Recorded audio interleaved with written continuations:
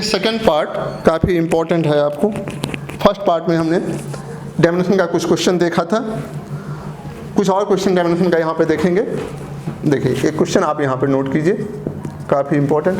हमने previous lecture में भी आपको बताया था कि नीट जेईई बूस्टर को आप तब समझ पाएंगे जब आप डायमेंशन और एरर का जो है बेसिक कंसेप्ट आप पढ़ चुके हो। बेसिक जो मैंने कंसेप्ट बताया है, न्यूमेरिकल बताया है, उसको आप पढ़ जाइए और फिर यहाँ पे आइए, क्योंकि इस पार्ट में हम नीट और जेईई में जो क्वेश्चंस आए हैं सिर्फ वही डिस्कस करते हैं।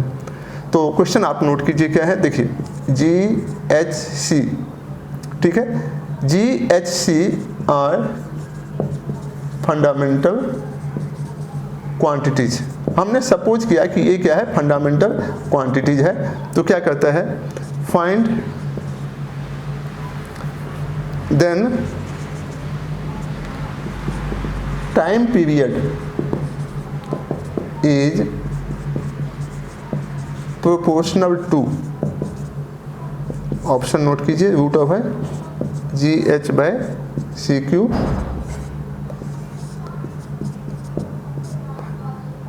जी,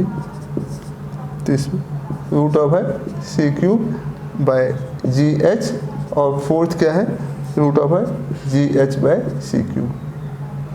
ये क्या है, GH।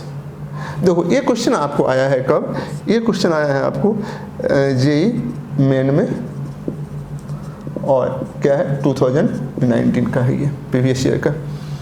इसमें क्या कहा गया है, GHC आर फंडामेंटल क्वांटिटीज। अगर GHC को हम फंडामेंटल क्वांटिटी करते हैं तो टाइम पीरियड प्रोपोर्शनल टू क्या होगा, ठीक है। ये डायमेंशन बेस्ड क्वेश्चन है आपको। तो यहाँ पे देखो कि G क्या है, आप जानते हो G का मतलब क्या होता है, gravitational universal gravitational constant, universal gravitational constant, ये G है। H क्या है, प्लैंक्स कांस्टेंट, H क्या है, प्लैंक्स कांस्टेंट, और C क्या है, स्पीड ऑफ लाइट, ठीक है। तो आप तीनों क्वांटिटी समझ गए और इसके बेसिस पे हमको ये क्वेश्चन को बनाना है। क्वेश्चन आप नोट करेंगे, फिर आते हैं हम क्या करेंगे यहाँ पे, G, H और C तीनों का पहले हम डायमेंशन फाइंड कर लेते हैं। G देखो, G का डायमेंशन कैसे फाइंड करेंगे, कहाँ पे आएगा G।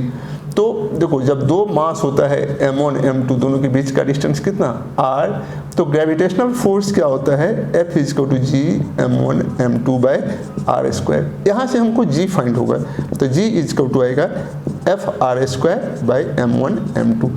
अब आप डायमेंशन नोट कर दो। फोर्स का डायमेंशन क्या होता है, m/10⁻²। ये डिस्टेंस है, डिस्टेंस कितना होगा, इतना। ये दोनों मास है m × m, तो एक मास तो कैंसिल हो गया, ये आया m इतना L³ T⁻²। ये हो गया डायमेंशन। चेक करो, ठीक है ना, ठीक है छोटू, चलिए ठीक है यहाँ पे, ठीक है। G आ गया।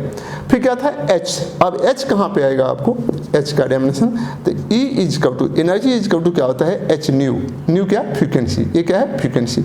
ये क्या है, एनर्जी, यानी फोटोन का एनर्जी। फोटोन का एनर्जी हम क्या लिखते हैं, E = H न्यू। तो यहाँ से H = क्या आ जाएगा, E/न्यू। एनर्जी का डायमेंशन कितना, mL² T⁻²। फ्रीक्वेंसी क्या होता है, फ्रीक्वेंसी होता है 1/टाइम, तो फ्रीक्वेंसी की जगह पे क्या देंगे, 1/टाइम। अब ये टाइम ऊपर आ जाएगा तो डायमेंशन कितना हो जाएगा, mL² T⁻⁻1। ये हो गया किसका डायमेंशन, H का। और C क्या होता है, स्पीड ऑफ लाइट, तो इसका डायमेंशन कितना, L⁻⁻1। तो GHC तीनों का डायमेंशन आपको पता हो गया। हम यहाँ पे साइड में नोट कर देते हैं, फिर हम क्वेश्चन की तरफ आगे आएंगे।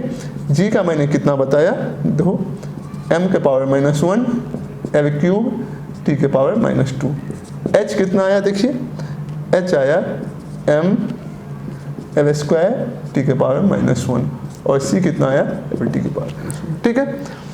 यहाँ तो कोई दिक्कत नहीं है, अगर आप 12th कर चुके हो तो ये सब क्वांटिटी समझने में कोई दिक्कत नहीं होगी। आप 11th में भी हो तो ये तो आप समझ सकते हो। थोड़ा यहाँ पे आप समझने की कोशिश करो कि एनर्जी क्या होता है फोटोन का।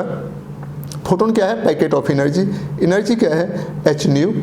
इसी H को कहते हैं प्लैंक्स कांस्टेंट, H = E/न्यू। E का डायमेंशन इतना और फ्रीक्वेंसी क्या होता है, 1/t। अब हम देखते हैं आपको क्या फाइंड करना है, टाइम पीरियड के लिए इक्वेशन बनाना है।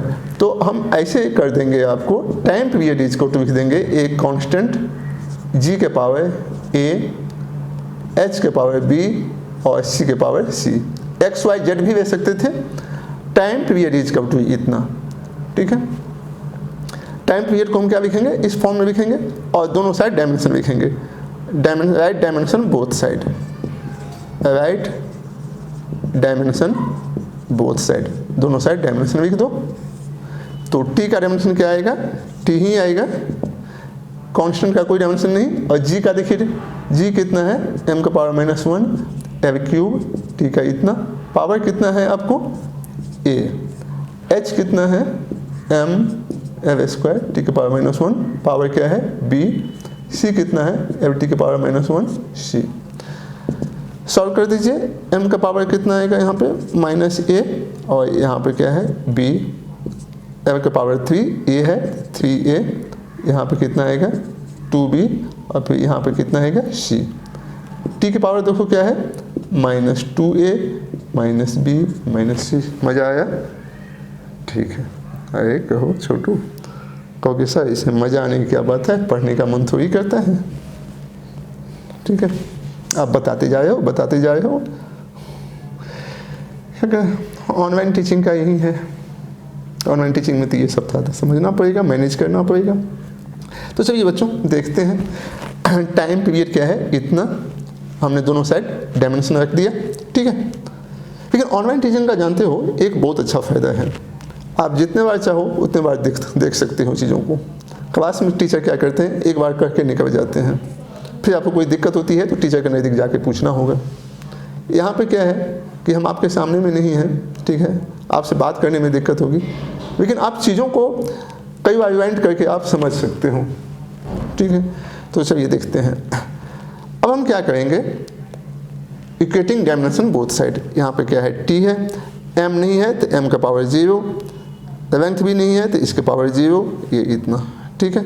अब दोनों साइड क्या करते हैं, इस साइड क्या लिखते हैं, इक्वेटिंग पावर्स, पावर को इक्वेट कर दो, पावर को इक्वेट कर दो। देखिए क्या आएगा पावर को इक्वेट करने के बाद,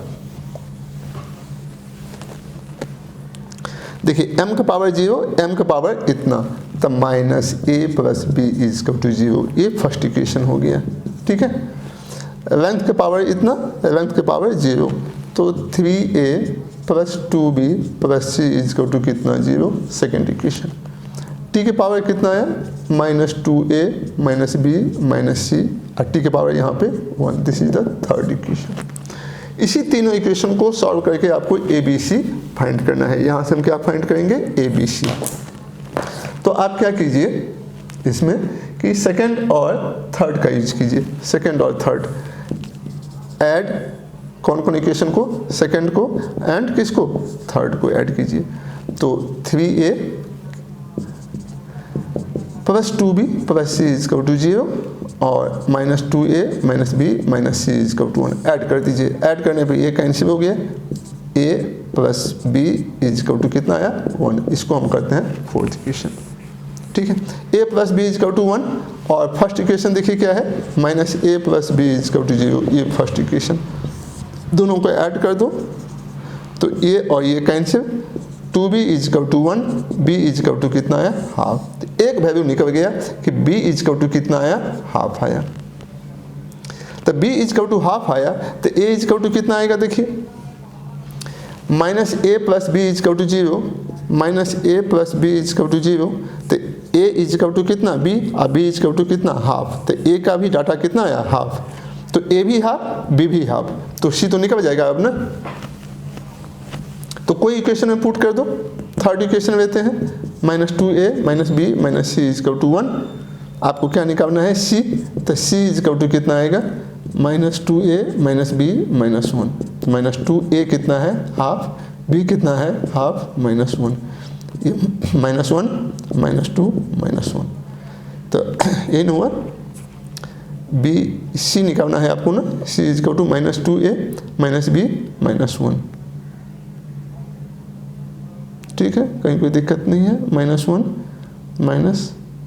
- सॉरी यहाँ पे ये ना 2 कटेगा, ठीक है, -1 -½ -1, ये कितना हो गया 1 1 -2 -½ -5/2, कितना आ गया -5/2। ठीक है, देखो कहीं पे कोई दिक्कत तो नहीं है। A = ½ आया, B = V,